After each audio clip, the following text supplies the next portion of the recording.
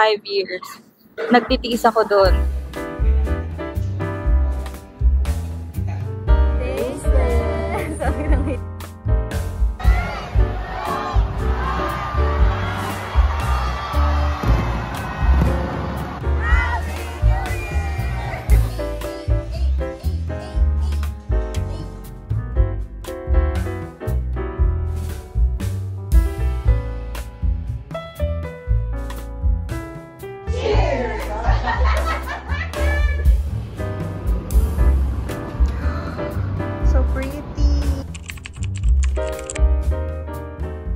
Good morning, friends. Today is December 24. Ang gagawin natin is punta tayo na sa Tondo. Doon tayo magki-Christmas, syempre. At doon ako kala mami matutulog for 3 days or 4 days. Bago tayo pumunta... Grabe, kasi ang aga-aga pa. Anyway, bago tayo pumunta doon, may mga gagawin muna ko and isasama ko kayo.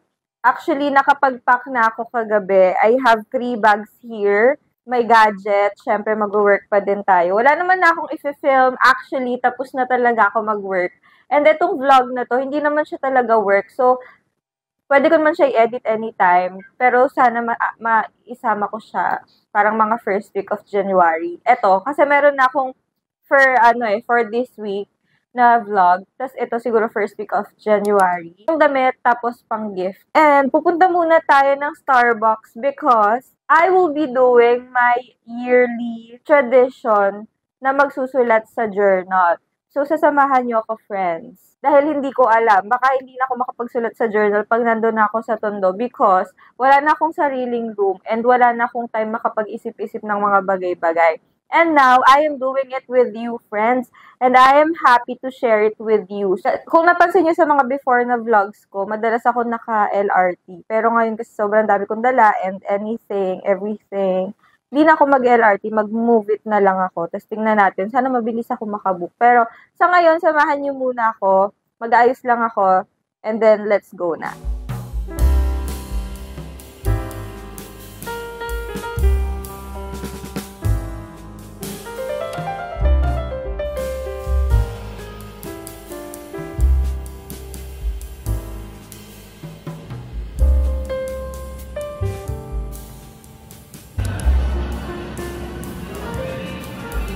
So, we're transferring to another branch kasi maingay pala doon sa kabila. Transfer tayo tingnan natin dito. Medyo nakakapagod pero may morning walk naman so okay lang. And pag hindi maganda din dito, di pa tayo sa kabila. Pumunta ko dun sa isang branch ng Starbucks kaso it's closed. Hindi ko nakita yung memo nila sa Google. So, babalik tayo sa unang Starbucks na pinuntahan ko. Pero okay lang. Let's go. Let's do this. Dito na tayo dun sa una kong pinuntahan na branch. And dito na lang tayo magstay kasi sarado nga yung isa. And okay naman dito. Kung may maririnig kayo naman kumakanta-kanta, tugtog nila yun. Hindi nyo reason kung bakit ko gusto lumipat.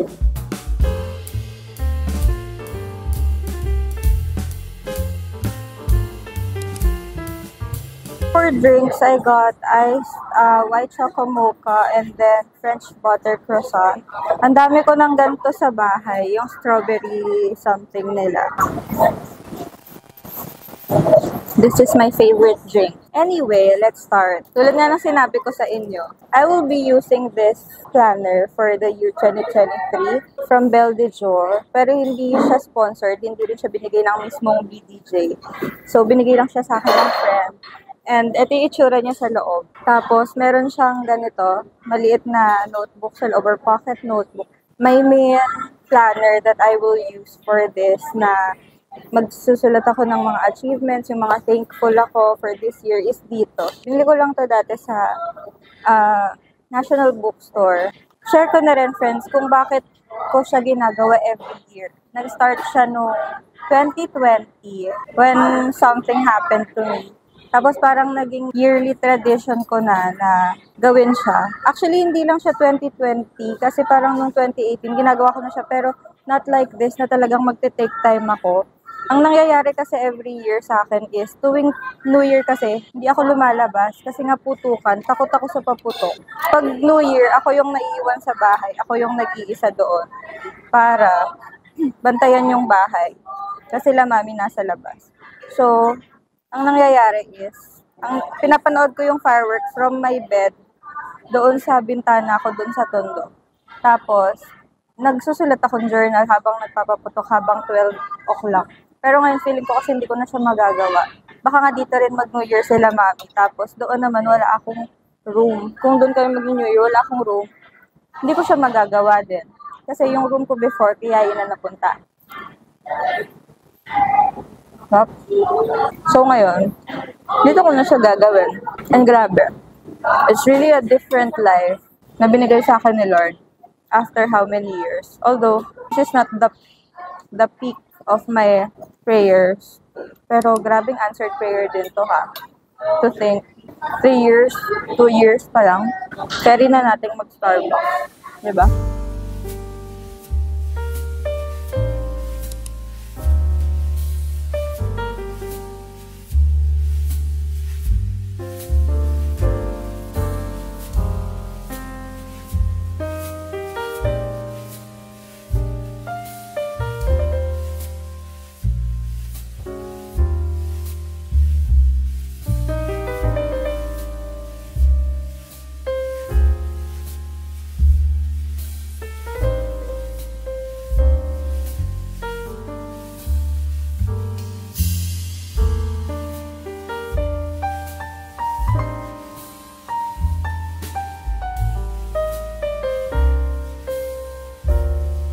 Sasalita ako kanina pa pero hindi pala naka-on yung mic ko. Anyway, as I was saying kanina, my biggest learning this year is that to be considerate and be loving and serve other people even though you don't want it.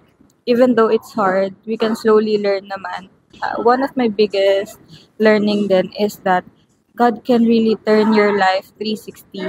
Although I have learned it for 3 years already, pero mas feel ko siya ngayon. Kasi I remember when 2020 happened, hindi ko alam kung paano ako babalik. Hindi ko alam kung ano bang mangyayari sa buhay ko. May something pa ba for me? Pero after 3 years, seeing my surroundings, seeing where I live, seeing my life right now, it's really different. Although this is not the best life na pinapangarap ko talaga, pero grabe, nandito ako ngayon, sinashare ko sa inyo, nasa Starbucks ako ngayon. At nag-share ako ng buhay ko sa inyo. Pero dati, nandun tayo sa maliit na kwarto. If you guys remember the room makeover na ginawa ko, yun yung naging studio ko for 2016 to 2020. 2021. So, 2016 to 2021, 5 years. Nagtitiis ako doon. Ginugulo ko yung bahay namin para makapag-OOTD shoot. Pero ngayon, I have this rented apartment and I can do whatever I want there, and I can now share with you my life dito sa Eastwood, 'di ba? Hindi ko inimagine na kung sasabihin mo sa akin na 2016 na titira ako dito sa Eastwood at i-share ko sa inyo yung buhay ko ngayon. Hindi ako maniniwala. What more? Ano pang kayang gawin ni Lord for the next years of our lives? So, ang daming pwedeng gawin ni Lord kahit in a snap lang. So, huwag kayong mawawala ng pag-asa. Parang ngayong year kasi na-realize ko rin na somehow parang naging self-centered ako. So, one of my goals for next year is to be considerate to other people, to be more giving, to serve other people as well. So, I think na-enjoy ko naman na yung life ko for 2 years na nag-move out ako. So, it's time siguro na isali ko na sa plan yung ibang tao. So, let's see. Hindi natin alam kung ano pang kayang ibigay ni Lord. Pero, I also wanna share with you, friends, nung mga panahon na kaka-move out ko pa lang, nakikita ko yung mga ads ng McDo or Jollibee. I always pray na makakolab ko sila. Pero now, I am ending the year with 3 big campaigns from McDo. And all of my projects na mga natira for December is all paid, and it is all from big brands. And I'm super happy na naaalala ko yung mga TF ko dati, parang 500 pesos, sobrang dami kong gagawin. Pero ngayon, it's really different and God really did that. Hindi ako ang may gawa nun.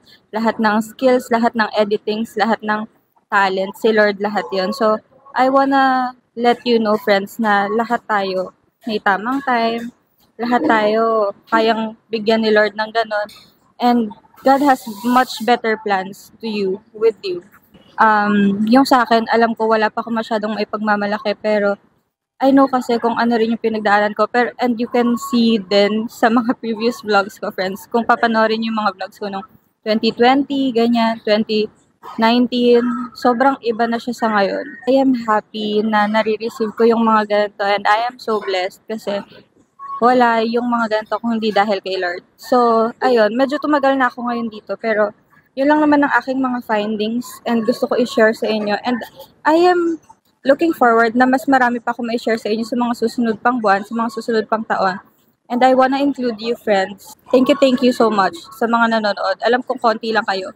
And alam kong karamihan dito, friends ko. Thank you talaga sa pag-support sa lahat, sa panonood and everything. So, that's all. And Merry Christmas and Happy New Year, everyone. I hope you had a great 2023 and a better 2024. And that's it. I am praying that everyone will receive a great 2024. And always remember na kapag kasama mo si Lord, magiging madali. Hindi pa rin madali, pero meron kang kasama. You're not alone. Son of David, have mercy on me.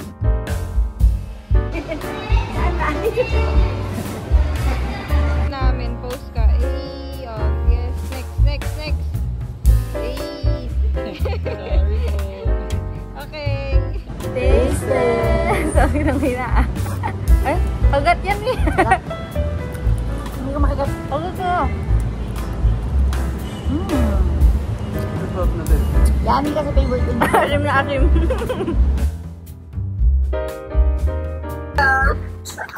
Hello everyone! Happy New Year! Here's my mom. May pakita ka. Tignan niyo po siya, naninilaw po siya kasi niregaluan po siya ng hikaw ng ate. At yung orig ba to? Gold ba yan? Golden. Gold-plated. And yung kanyang favorite, Padre Pio. Nagluluto na si Mami, tapos late na kami nag-start mag-vlog kasi. Gagawa kami ng backdrop. Bumili pa ako sa online. Kasi, nung na-realize ko na dito nga kami mag-New Year at kailangan namin ng backdrop, late na. So, napamahal pa ang ate nyo. Pero, tingnan natin. Hala ko, bibili tayo ng ng pang gano'n. Ala, bakit may extra siyang Marie? Bakit siya bumili ng Marie? Babayaran mo to sa akin. Hindi. Ate, lang yan. 20. O, bayaran nyo. 20 lang pala. Meron tayo. Mag-haul muna. Umalis ka dyan. Mag-haul muna kami. Meron kaming stand ng lobo. Ano, bibili ako ng lobo? Bibili ako. 130. 130 Pumunta lang. ka na saan? Malaki yun. Hindi, sakto lang. Gano? Eh, pwede yan. Hindi to kaya, be. Paano ba yun? Ganun. Oo. Tapos, ito yung mga lobo. Let's do this. 180 dala ko. Salihan mo na, umalis ka na. Meron na rin kaming food dito. Nice na ni Mami kahit di pa tapos. May iluluto pa akong isa. Tignan natin after kung ano ang mangyayari sa mga food ang. Tapos, dito kami nag-New Year kasi para maiba naman dahil dito naman ako nakatira kasi sila ate susunod na lang bukas. Siyempre may family na siya, so bukas na lang kami magkikita. Tapos, ang countdown namin mangyayari siya sa Eastwood Mall.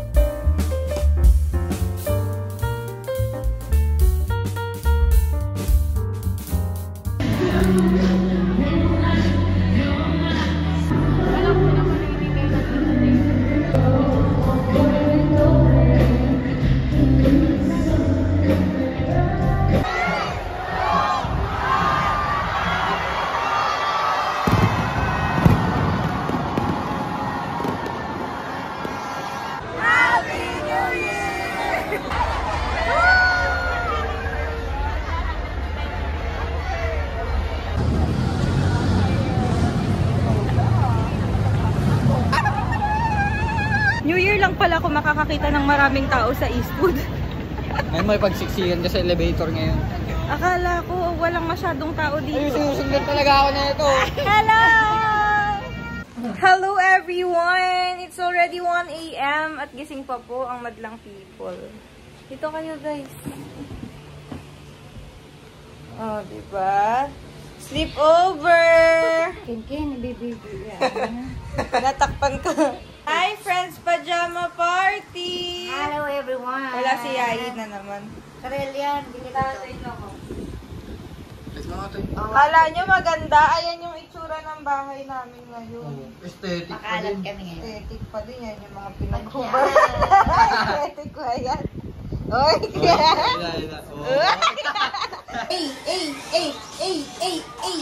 Ay. 1 AM na po. Good morning everyone. Happy New Year. Papakita ko na sa inyo yung pamilya ko kasi New Year naman na. Hindi ko kasi sila sinashare to. Ito ang aking ina. Ganda, no? Ina mo yan.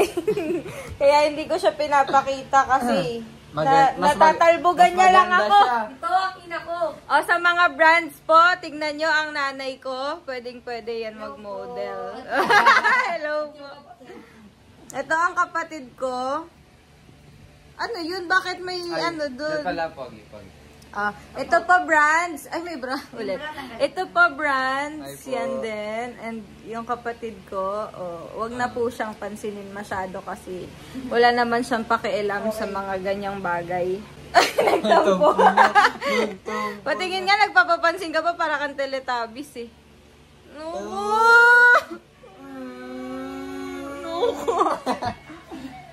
Papakita ko yung picture namin. Nag-ano kami photoshoot.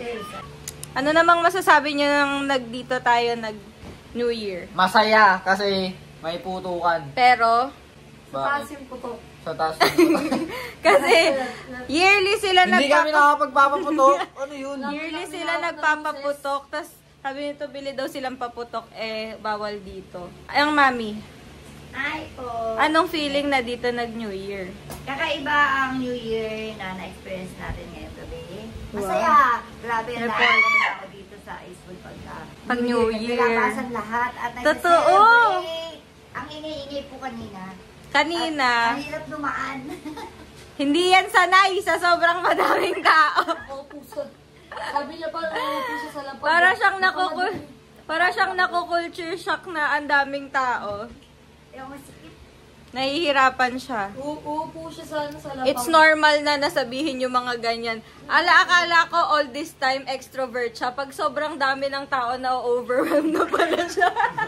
Grabe, parang iniintay ko na lang matapos yung oras. Mamaya, wala na.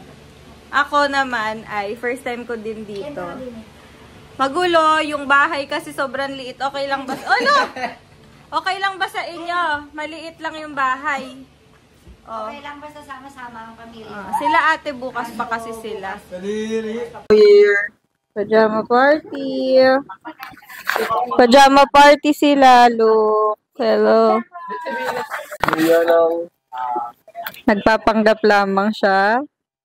Venus, kung mapapanood mo to, pinakilala sa buong pamilya. Buong pamilya. Panggap na.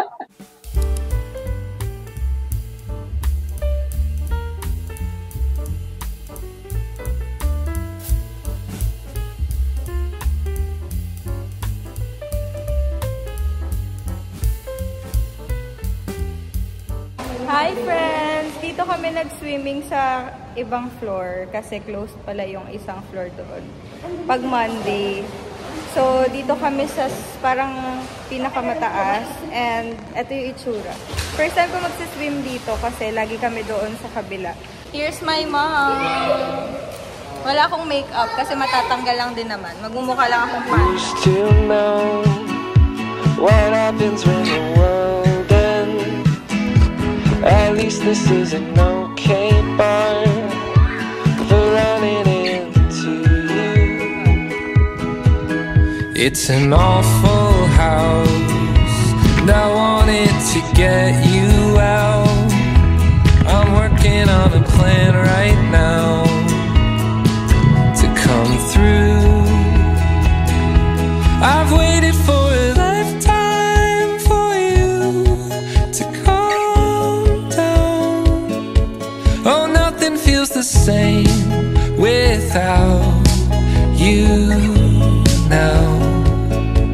I've waited for a lifetime for you to calm down, 'cause nothing feels the same without you now.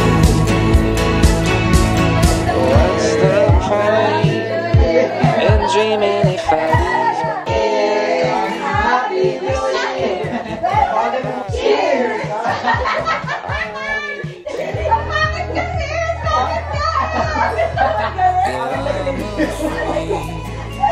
but we can make a go. I'll be the things I say when I'm choked up and So pretty. Sky Garden with my mom. First time namin dito pumunta. Kasi palaging nasa kwarto lang ako. Tapos meron palang ganito nakita ko sa Google. So, ayan na. Eto, mami, dito pala kita yung fireworks. Dito na tayo kagabi, no? Ay, no. Kasi dito nag-start yung dito yung fireworks. Tapos, ayun, dito pala kita. you. I've waited for a lifetime for you to calm down. Oh, nothing feels the 2023 has been a roller coaster for me. From decorating my first apartment, finally having my own refrigerator and bed frame that is really expensive, upgraded all my gadgets, to crying at 3 a.m. because my apartment is raining inside, to finally sharing how God transformed my life into something way better. New city, new experiences, more travels, and now a more serious adulting life. Thank you everyone for making this possible. You are all God's blessing to me, and I cannot do this without all of you and God. Thank you 2023, and I'm ready for more 2024.